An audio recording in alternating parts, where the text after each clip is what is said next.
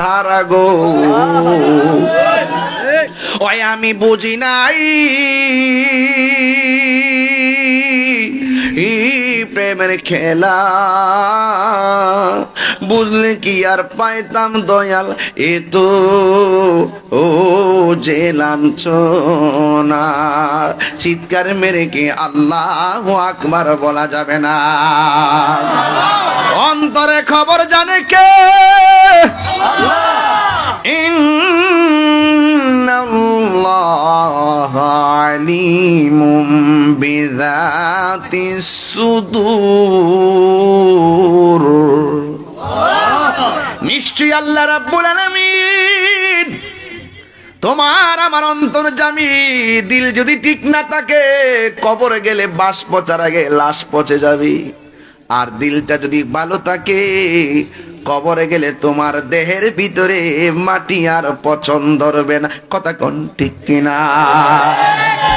ধরবে এই জন্য যুবক ভাইয়ের আমার ওয়াজের টপিক ছিল আল্লাহ যাকে বেশি ভালোবাসে তাকে বেশি পরীক্ষা করে আল্লাহর ওলিদের জীবনী যদি তালাশ করেন দেখবেন স্ত্রীর মায়া সন্তানের মায়া পরিবারের মায়া ধন সম্পত্তির মায়া সব একদিকে রাইখা এমন একটা জায়গায় চলে গেছি যেই জায়গার ভিতরে আল্লাহর জিকিরি করলে বাধা দেওয়ার মতো কেউ নাই আল্লাহর ইবাদত করলে বাধা দেওয়ার মতো কেউ নাই দুনিয়ার কোন জাগতিক ধ্যান ধারণা তাকে গ্রাস করতে পারে না তার অন্তরে একটা নাম জবান খুলে কোন তিনি কে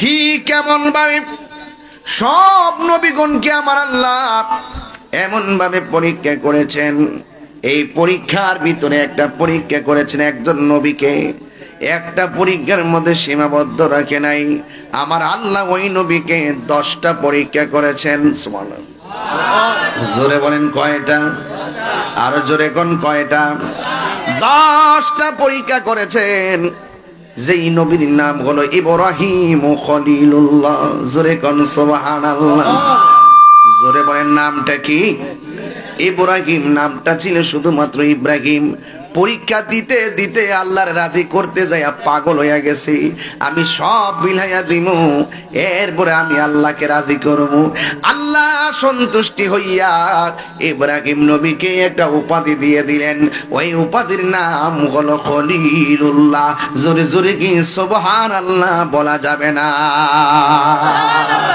মরণের ভয় আসেনি আর আজরাইল যে কোনো মুহূর্তে আসতে পারেনিও গত ঈদের দিন মাকে লইয়া কুরবানির গোশত খেয়েছেন বাবাকে লইয়া কুরবানির গোশত খেয়েছেন কিন্তু যুবক ভাইয়েরা আমার এবার অনেকের মা কবরে চলে গেছে অনেকের বাবা কবরে চলে গেছে এই আনন্দ ম্লান হয়ে গেছে ইব্রাহিম নবী আল্লাহর বন্ধু ইব্রাহিম নবীকে আমার আল্লাহ 10টা পরীক্ষা করেছেন 10টা পরীক্ষার মধ্যে তিনি পাশ করেছেন এর মধ্যে 1 নম্বর পরীক্ষা হলো বাঘের খাঁচার ভিতরে নমরুদ ইব্রাহিম নবীরে ঢুকাইয়া দিছে আল্লাহু আকবার বলেন কেন এই মুহূর্তে যদি সিঁড়ি দিয়া বাঘটা উঠে আপনারা কেউ থাকবেন না বাঘের ডোরে দৌড়াইয়া পালাবেন আর চতুর্দিক দিয়ে বাউন্ডারি সামনে দিয়া গেট 3 দিন 4 দিন 7 দিন পর্যন্ত বাঘের খাবার দেয় না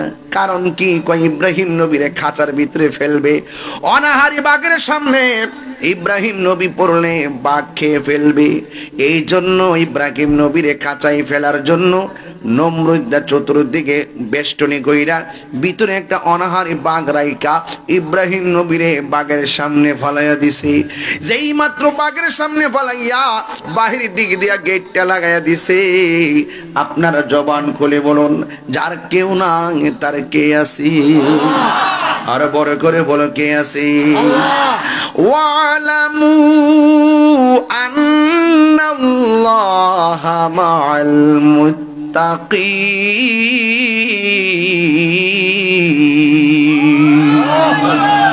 আল্লাহু ওয়ালিয়ুল্লাযীনা আমানু ইউখরিজুহুম মিনাজ-যুলুমাতি ইলান-নূর কষ্ট হইতেছে আপনাদের? আমি কিন্তু ওই 40 মিনিট কিন্তু ডানে বামে কথা বলে কাটাইতেছি না, আমি আকাশের দিকে তাকিয়ে মূল কথা বলতেছি। সামনে কোরবানি, এই মুহূর্তে যদি আপনাদেরকে কিছু কথা না বলি আমার হক আদায় হবে না। কথা কোন ঠিক না বেঠিক? এই জন্য আমার যুবক ভাইরা কথাটা খেয়াল করবেন।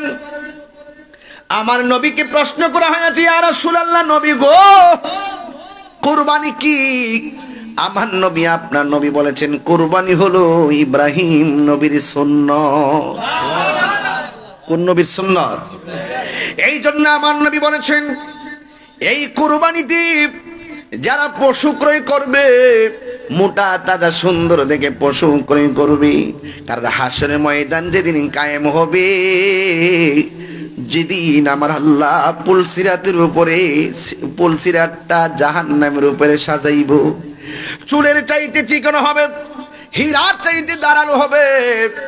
ওই পুলসিরাতের উপরে যখন, জাহান্নামের উপরে যখন পুলসিরাতটা থাকবে, মানুষ সেই দিন কুরবানির পশুর উপরে আরোহণ কইরা কইরা পুলসিরাত পার হয়ে যাবে। আপনার তো সদরি বাড়ির মানুষের দেখা বলে গরু কিনেন, আমি তো বুইয়া বাড়ির বেড়াইতে 3 লাখ টাকার গরু না কিনলে কি আমার কে মানুষে বড় লোক কইব? একটা ব্যবসা আছে না, শতকরা 100% ভিতরে এইটা কাজ করে। গরু আনলে এমন কই, বাবা আনছি রে, আছে কিনা? কালকে দেখলাম 1 কোটি টাকার গরু, গলার মধ্যে দুর্মোটা স্বর্ণের চেইন। চেইনের লোক এটা সম্পর্ক কি? চেইন কুরবানি দিব? আহা, মানুষের দৃষ্টিভঙ্গি কোথায় চলে গেছে। লা ইয়ানালাল্লাহা লুহুমুহা ওয়ালা দিমাউহা ওয়ালাকিন ইয়ানালুহুত তাকওয়া মিনকুম। আল্লাহর কাছে কুরবানির গোশত পৌঁছে না, আল্লাহর কাছে কুরবানির পশুর রক্ত পৌঁছে না, আল্লাহর কাছে পৌঁছে বান্দার অন্তরে তাকওয়া। এই জন্য গরু কিনা মানুষকে দেখাইতে চাই না, আল্লাহকে রাজি করতে চাই। যদি কোন ঠিক কিনা? অনেকে গরুর শরীরের মধ্যে, শরীরে চামড়া রাখিয়া চামড়া বিক্রি করে ফেলা, এটা বিক্রি করা যাবে না। মনে থাকবে, কুরবানির গোশতের পশুর খুর আছে না, খুর শিং, এইগুলো মিজানের পাল্লার বাটকারা হয়ে যাবে। এই জন্য পশুটার মায়া কেনা। আবার অনেক সময় গোশত, কুরবানি গোশত, এই কুরবানির পশু কেনার পরে গোশত মাপে মাপা হারে কম হয়েছে রে, এই আফসোস করবেন না, এই আফসোস করবেন না। মনে থাকবে ইনশাআল্লাহ। একটু পরে বলবো, কিছু লোক আছে সমাজের সাইজ করুম, আগে ওয়াশটা একটা গুছায় ফালাইলে জায়গা মতো বাপ ডাহামো। কুরবানির গোশত জবকেরা হে অর্ধেকটা নিয়ে ফ্রিজ ভিতরে হামদায় দেয়। হাত দিল ঠিক কিনা?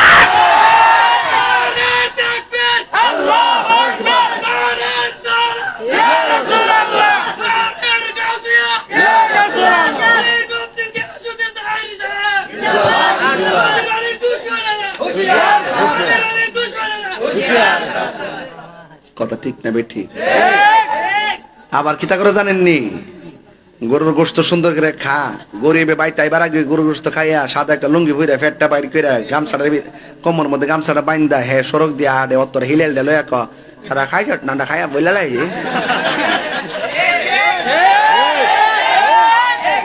ইতার নাম কুরবানি, গোশত খাইবার লাগে রে, হ্যাঁ খায় আবার স্ট্যাটাস দে, পিয়াজ দিয়ে খাইয়া, ও কি মজা লাগে রে। হ্যাঁ, গরু কেনার পর আবার ফেসবুকে স্ট্যাটাস দে, কেমন হলো, দাম কত হতে পারে। ফেসবুকের ভিতরে যখন লেখে দাম কত হতে পারে, গরিবে কি ফেসবুক চালায় না? সে যখন দেখে এই বড় লোকে টাকা দিয়ে গরুটা কিনছে, আহারে সে খাবে, আমি কি খাবো না? আমাকে তো আল্লাহ তৌফিক দেয় নাই, আফসোস করে না অনেক সময়? আহারে এ মুখের বাড়ির গ্রানটা নাকে আইসা পড়ছে, গরিবের নাকে আইসা পড়ছে, আহারে হ্যাঁ খাইয়া ফেলাইছে, আমার খবরটা লইলো না। এমন লোক কি সমাজে আছে না? এই জন্য গরিবের নাকের ভিতরে তোর বাড়ির রান্নার গোশতের গ্রান পৌঁছার আগে তার গরিবের বাড়িতে গোশত 3 ভাগের 1 ভাগ পৌঁছাইয়া দাও। ঠিক না বলেন? এটার নাম ইসলাম, এটার নাম ইসলাম।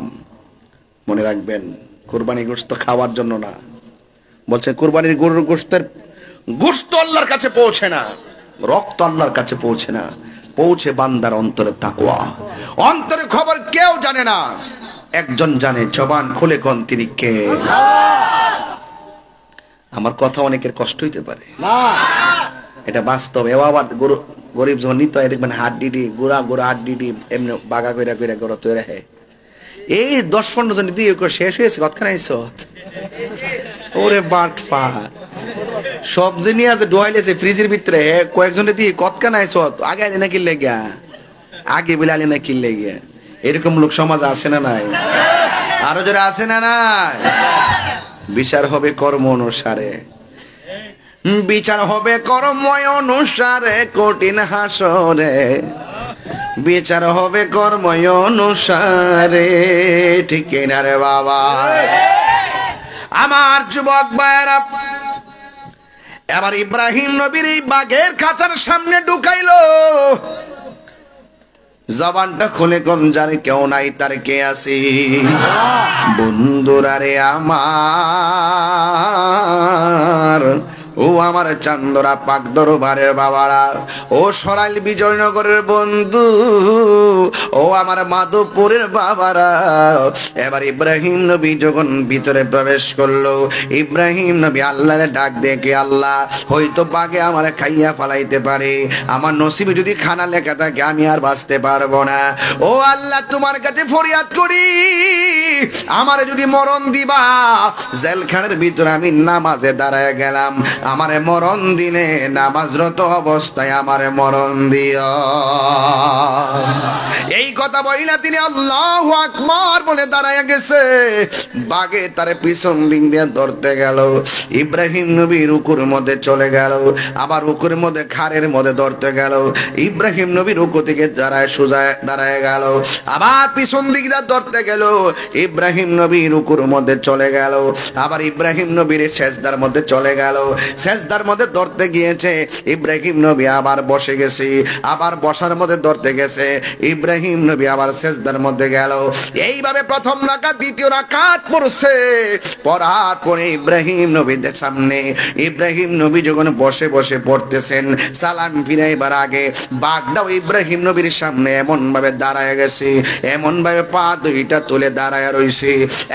যুবক ভাইয়ের আমার, আর নমরুদা মনে মনে কে, বাঘে তোরে আমি 7 দিন ধরে খাওয়াই নাই, তুই কেন ইব্রাহিম নবীরে খাস না? এমনিতে মানুষ খাইবা লাগা পাগল হইয়া যাস গা। বাঘের চোখটা আর কইরাছা এমন বাসাইছে, মনে কইতেছে বাতি যা তোর ফেলে খবর গেলাম জ্বালা জোরাহে না। রাখ ইব্রাহিম নবী, ওই ইব্রাহিম নবী যখন তিনি নামাজটা সালামটি ফিরাইছে, দুইটা হাত আল্লাহর কাছে বাড়াইয়া দিছি। আর বাগে ইব্রাহিম নবীরে খায় না কেন? নমরুদা কয় খাস না কি লেগে, খাস না কি লেগে। বাগে চেহারাটা কাইট কইরাছা, মনে হয় যেন তুই আয়া ঢুকে দেখ, খাই না কি লেগে তা করে দেখ চাইয়া দিস।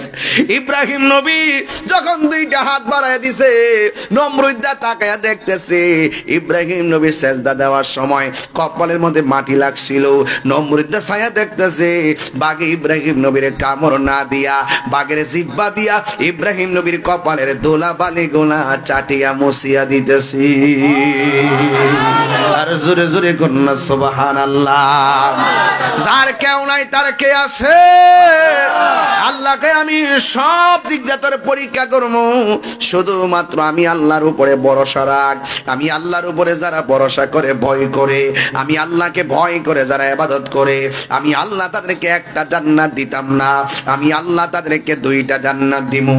আমার আল্লাহ রাব্বুল আলামিন কোরআনের মধ্যে বলে দিয়েছেন, ওয়ালিমান খাফা মাকামা রাব্বিহি জান্নাতান।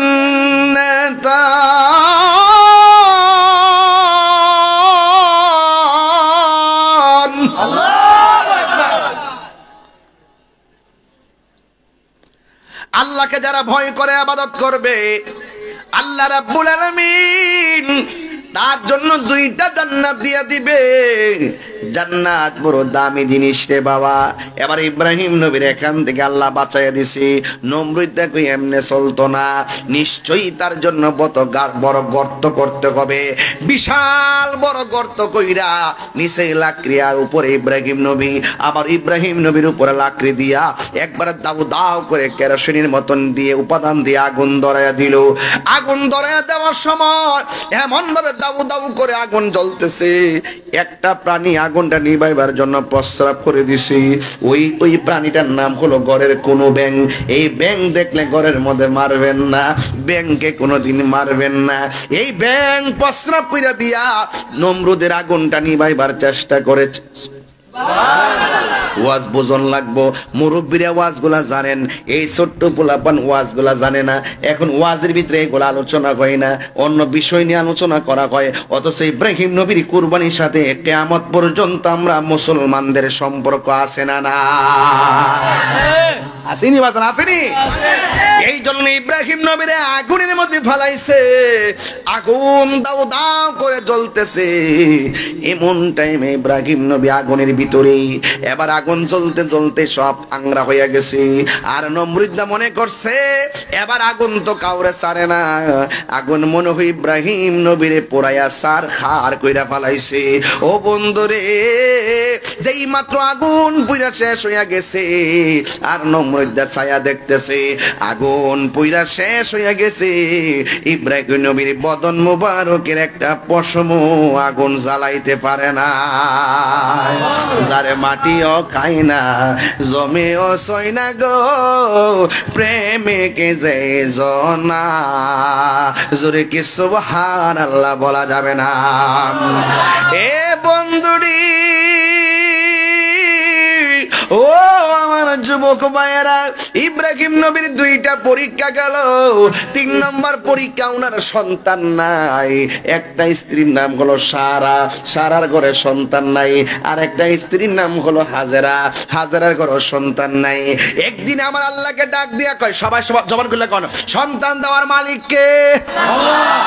একদিন ইব্রাহিম নবী আল্লাহকে ডাক দিয়া বলতেছেন, রব্বি হাবলি মিনাস সালিহিন, ও আল্লাহ তুমি আমার নেক একটা সন্তান দিয়ে দাও, ছেলে সন্তান দান করে দাও।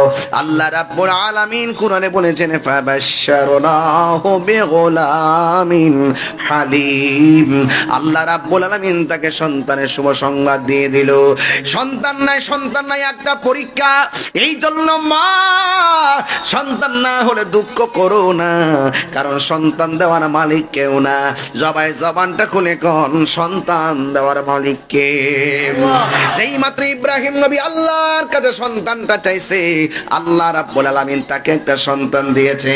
ওই সন্তানটার নাম হলো হযরতে ইসমাঈল আলাইহিস সালাম। যুবক ভাইরা আমার, অনুরোধ করে বলি, ঘটনাটা এড়িয়ে যাবেন না। অত্যন্ত হৃদয় বিদারক কথা, চোখের পানি ছেড়ে দিবেন, দেখবেন এই চোখের পানির কারণে আল্লাহ রাব্বুল আলামিন আপনার জীবনের গুনাহ মাফ করে দিতে পারেন। ইব্রাহিম নবীকে আল্লাহ সন্তান দিয়েছে। আপনারা জবান খুলে কোন, জীবনের তরে যে ব্যক্তিটা শেষ বয়সে সন্তান পায়, তার মন কি খুশি না বেজার? 12 বছর পর, 13 বছর পর একটা সংসার যখন সন্তানের প্রদীপ জ্বলে, সন্তানের মা খুশি, বাবা খুশি, দাদা খুশি, দাদি খুশি, নানা খুশি, নানি। ইব্রাহিম নবীর সন্তানটা দিছে, হাজেরাও খুশি, ইব্রাহিম নবীও খুশি। হঠাৎ করে আমার আল্লাহ ইসমাঈল আলাইহিস সালাম ছোটবেলা থাকতে আল্লাহ ডাক দিয়া কয়, ইব্রাহিম ঘরের মধ্যে সন্তান নিয়ে বসে থেকো না, এমন একটা জায়গায় তোমার সন্তানকে নিয়ে চলে যাও, যে এই জায়গার মধ্যে গাছপালা নাই, যে এই জায়গার মধ্যে পশু পাখি নাই, যে এই জায়গার মধ্যে কোনো বসবাসের মানুষ নাই, এমন একটা ধুধুময় বালুকাময় প্রান্তর নীরব জায়গায় চলে যাও, জনমানবহীন শূন্য জায়গায় সন্তান আর তোমার পরিবার নিয়ে চলে যাও। আপনারা জবান খুলে কোন, হুকুম দিয়েছেন কে? আল্লাহ। ইব্রাহিম মনে মনে এই কথাও ভাবে না আমার একমাত্র আদরের সন্তান রুদ্রে নিয়ে আমি রাখবো কই, আমার সন্তানটা এমন একটা জায়গায় নিব মানুষ থাকবে না আমি খাওয়াবো কি। কিন্তু আল্লাহকে সন্তুষ্ট করার জন্য স্ত্রীকে ডাক দিয়ে কে হাজেরা গো, আমার সন্তান নিয়ে মোর বনভূমি জনমানবহীন শূন্য জায়গায় দুধু বালকাময় প্রান্তর আমাকে একটা চলে যেতে হবে, যেখানে মানুষ নাই, পশু পাখি নাই, কেউ নাই। শুকনা কিছু খাবার নিল, মস্কের ভিতরে পানি নিল, রাজি করবে একজনকে, তিনি হলেন আমার রব। ওই আল্লাহকে রাজি করার জন্য সন্তানের স্ত্রী নিয়ে বের হয়ে গেল। এবার বের হওয়ার পরে এমন একটা জায়গার মধ্যে গেল, ডানে কোনো মানুষ নাই, বামে কোনো মানুষ নাই, সামনে কোনো গাছ নাই, পালা নাই, পানি নাই, কোনো কিছু নাই, একদম মানুষের কোনো আনাগোনা নাই, এমন একটা নীরব জায়গার মধ্যে চলে গিয়েছে। হঠাৎ করে ইব্রাহিম নবী হাজেরাকে ডাক দিয়া বলে, হাজেরা একটা কাজ করো, তোমার সন্তান নিয়ে তুমি এখানে থাকো, আমাকে এখান থেকে চলে যেতে হবে। হাজেরা ডাক দিয়া কই, স্বামী ডানে কোনো মানুষ নাই, বামে কোনো মানুষ নাই, সামনে কোনো মানুষ নাই, পিছনে কোনো মানুষ নাই, আমার একমাত্র সন্তান, আপনি আমাকে রেখে যাবেন কোথায়? কয় তোমাকে এখানে থাকতে হবে। কয় খাবার নাই, কিছু নাই, পানি থাকবে 2-4 দিনের পরে পানি পাবো কোথায়? শুকনা খাবার শেষ হয়ে যাবে 3-4 দিন পরে খাবার পাবো কোথায়? আপনি আমাকে রেখে চলে যাচ্ছেন। হ্যাঁ হাজেরা, তোমাকে এখানে থাকতে হবে, আমাকে অবশ্যই চলে যেতে হবে। হাজেরা বলেন, স্বামী গো, আপনি কি একা একা মনে মনে সিদ্ধান্ত করে চলে যাচ্ছেন, নাকি আল্লাহর অনুমতিতে চলে যাচ্ছেন? ইব্রাহিম নবী ডাক দিয়ে, হাজেরা, যে আল্লাহ সন্তান দিয়েছে ওই আল্লাহ ঘর থেকে বের করেছে, তোমাকে এখানে রেখে যেতে হবে, আমাকে কেউ হুকুম করে নাই, আমাকে হুকুম করেছেন একজন, জবান খুলে বলুন তিনি কে? এবার হাজেরার রিয়াকশনটা কি দেখেন। আমার দেশের মা বোনেরা বলতো আল্লাহ বলছে কিন্তু অসুবিধা নাই, আপনি আমাকে রেখে গেলে আমি খাবো কোথায়? কিন্তু হাজেরার তো প্রেম ভিন্ন। হাজেরা ডাক দিয়ে কয়, স্বামী গো, ও আল্লাহর পয়গম্বর, আপনি আমাকে রেখে চলে যাবেন, আল্লাহ যদি আপনাকে অর্ডার করে থাকে আপনি চলে যান। আমি হাজেরার বিশ্বাস হলো আমার কাছে খাবার না থাকতে পারে, আল্লাহ অনুমতি দিলে আপনি চলে যান। আমি বিশ্বাস করি আপনি চলে গেলেও আমার আল্লাহ আমাকে, আমার সন্তানকে না খাওয়ায়া মারবে না। আল্লাহু আকবার কোন কেন? এ যুবক, কি দিয়ে আওয়াজ বুঝাবো? যার কেউ নাই তার কে আছে? এবার ইব্রাহিম নবী চলে গেছে। 2-3 দিন পরে মস্কের পানি শুকাইয়া গেছি, শুকনা খাবার শেষ হইয়া গেছি, স্তনের দুধ শুকাইয়া গেছে, সন্তানটা পানি পানি করে দুধ দুধ করে কান্না করে, কিন্তু হাজারা স্তনের মধ্যে কোনো দুধ নাই। শেষ পর্যন্ত সতে হইল তো মা, সন্তানের কান্না মায়ের সহ্য হয় না। জীবনে এত বছর হয়েছে, 41-42 বছর হয়ে গেছে, কোনোদিন শুনলাম না মা বলছে আমার পেটের ক্ষুধা লাগছে। কোনদিন শুনলাম না মা বলছে আমার ক্ষুধা লাগছে। হাজার ক্ষুধা লাগলেও সন্তানকে খাওয়াইবার জন্য বেকার হয়ে গেল, স্তনের দুধ শুকাইয়া গেল। শেষ পর্যন্ত সন্তানের মুখের ভিতরে হাজার জিহ্বাটা ঢুকাইয়া দিছি, কিন্তু জিহ্বাটা গরমের তাপে আরো শুকাইয়া গেছি। এবার হাজারা সন্তানের পানির জন্য ডানে তাকায় বামে তাকায়, হঠাৎ করে তাকাইয়া দেখে একটা পাহাড় দেখা যায়। ওই পাহাড়ের নাম হলো সফা পাহাড়। এখনো মদিনার মধ্যে মক্কায় হজ করতে গেছি, ওই মক্কা মদিনায় যারা গিয়েছে, ওই সাফা মারওয়ার ভিতর অনেক মানুষ আছে। যুবকের দল ওই সাফা পাহাড়টা যখন দেখছে, দেখতেছেন ঝর্ণার পানি উতলাইতেছে। যত শত কথা হোক, সন্তান পানির জন্য কান্দে, ঝর্ণার পানি উতলাইতেছে, আর তিনি বসে থাকে নাই। সন্তানটারে মরুভূমির বালির মধ্যে শোয়াইয়া হাজার একটা দৌড় মারছে সাফা পাহাড়ে। যাইয়া দেখতেছেন ঝর্ণার পানি উতলাইতেছে, কাছে যাইয়া দেখছে আসলে পানি না, ওই দুই রৌদ্রের তাপের কারণে ধুলা বালি গুলা চিকচিক করে। হযরতে হাজরা মনে করছে পানি উতলাইতেছে, যাইয়া দেখে বালুর রাশি কণা দেখা যায়, কোনো পানি নাই। মা সামনে তাকাইয়া দেখে আর একটা পাহাড় দেখা যায়, ওই পাহাড়ের নাম হলো মারোয়া পাহাড়। আর একটা দৌড় মারছে মারোয়া পাহাড়ে, পানি চিকচিক করতেছে, কিন্তু সেখানে যাইয়া দেখে বালুকানাগুলা চিকচিক করে পানি নাই। একটা দৌড় মারছে মারোয়া, ওখান থেকে আর একটা দৌড় মারছে সফা, এখান থেকে আর একটা দৌড় মারছে মারোয়া, ওখান থেকে আর একটা দৌড় মারছে সফা। এমন ভাবে সফা মারোয়া পাহাড় গুলোর ভিতরে 7 বার দৌড় দিয়েছে হযরতে হাজেরা। এমন ভাবে দৌড় দিয়েছে, এই পৃথিবীর মধ্যে খানায় কাবা যেমন একটা নিদর্শন, উহুদ পাহাড় যেমন একটা নিদর্শন, কোরআনের ভিতরে আমার আল্লাহ সফা পাহাড় আর মারওয়া পাহাড়কে আল্লাহর কুদরতি নিদর্শন বলেছেন। আল্লাহ রাব্বুল আলামিন কোরআনে বলে দিয়েছেন, ইন্নাস সফা ওয়াল মারওয়াতা মিন শাআইরিল্লাহ।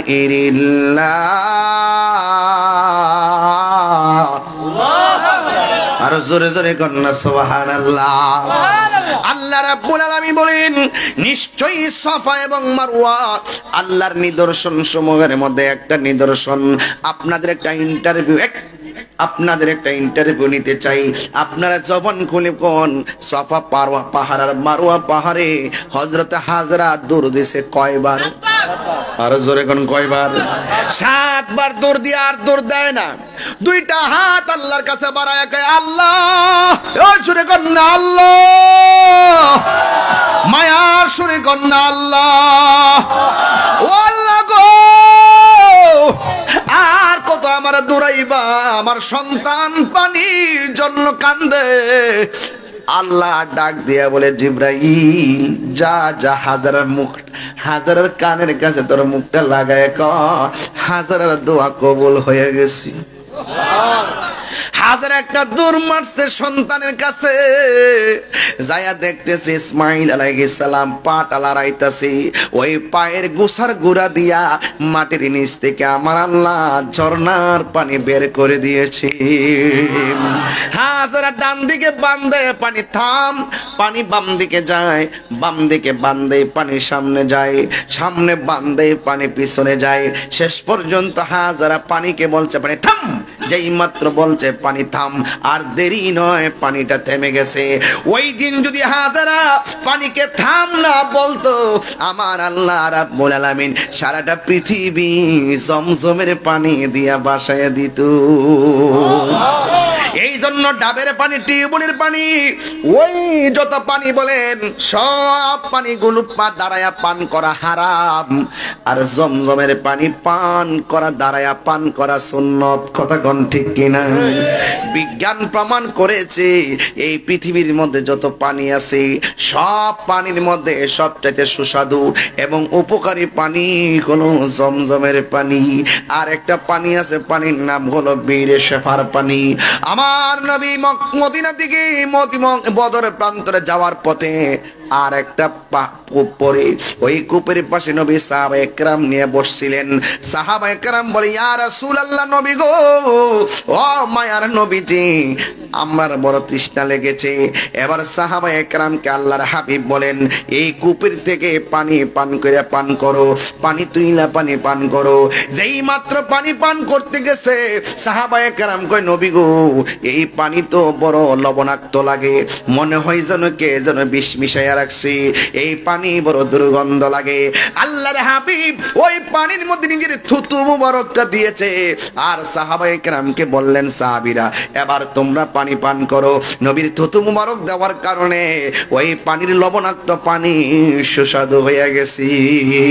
আমি যখন উমরার মধ্যে গেলাম, ছোট ড্রাম দিয়ে বইরা ওই কূপের পানি নিয়ে আসছি। ওই কূপের নাম বীরে শেফার পানি। এই পৃথিবীর মধ্যে প্রথম নম্বর পানি হলো জমজমের পানি, আর সব দ্বিতীয় নম্বর পানির নাম হলো বীরে শেফার পানি। আমি এই পানিও পান করছি, মুখ ধৌত করেছি, কণ্ঠনালীর মধ্যে পানি দিয়ে মেসেজ করেছি। যখন মক্কায় সাফা মারওয়া পাহাড় দুইরা যখন মুখের মধ্যে পানি দিয়েছি, গলার মধ্যে পানি দিয়েছি, পানি দেওয়ার পরে বারবার আল্লাহর হাবিবকে বলছি, নবী গো, আমি বাংলার জমিনে আপনার একটা ক্যানভাসার। ও মায়ার নবী গো, তুমি প্রেম প্রেম শিখায়া কোথায় লোকাইলা বলো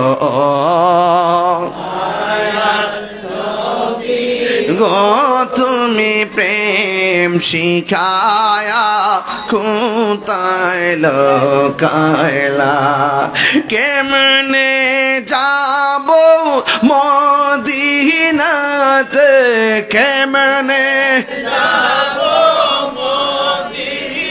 আতে সেই পতামাই বলো না তুমি প্রেম শিখায়া কোথায় লোকাইলা বলো না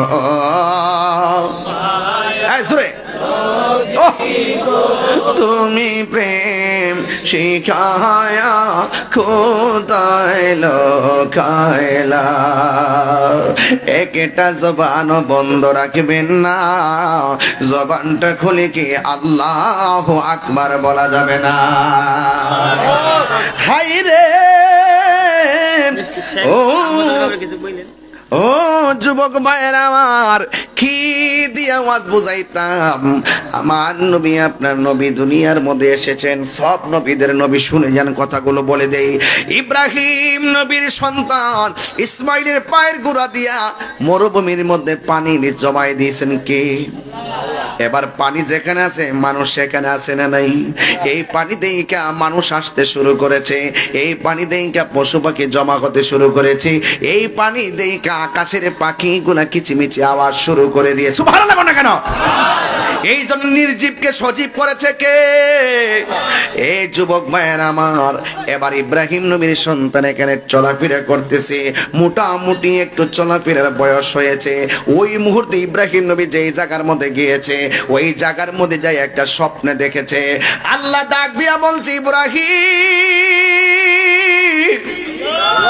ও ইব্রাহিম ইব্রাহিম রে তুমি সব চাইতে পছন্দের জিনিসটা কুরবানি করো ইব্রাহিম নবী দুম্বা কুরবানি করলো আল্লাহ রাব্বুল আলামিনের পছন্দ হয় না ইব্রাহিম নবী উট কুরবানি করলো আল্লাহ রাব্বুল আলামিনের পছন্দ হয় না ইব্রাহিম নবী বকরি কুরবানি করলো ইব্রাহিম নবীর এই কুরবানি আল্লাহ পছন্দ করেন না ওই মুহূর্তে আল্লাহ ডাক দিয়ে ইব্রাহিম সব চাইতে পছন্দের জিনিসটা তুমি কুরবানি করো এই দিক দিয়ে ইব্রাহিম নবী মনে মনে চিন্তা করে আমি যদিও পশু কুরবানি করতেছি এই মুহূর্তে আমার কাছে সব চাইতে আদরের কলিজার টুকরার নাম হলো ইসমাইল আলাইহিস সালাম আল্লাহকে রাজি করতে যায় যদি ইসমাইলকে কুরবানি দিতে হয় আমি ইসমাইল রে কুরবানি দিয়া আমার আল্লাহকে রাজি খুশি করব জোরে জোরে কি সুবহানাল্লাহ বলা যাবে না।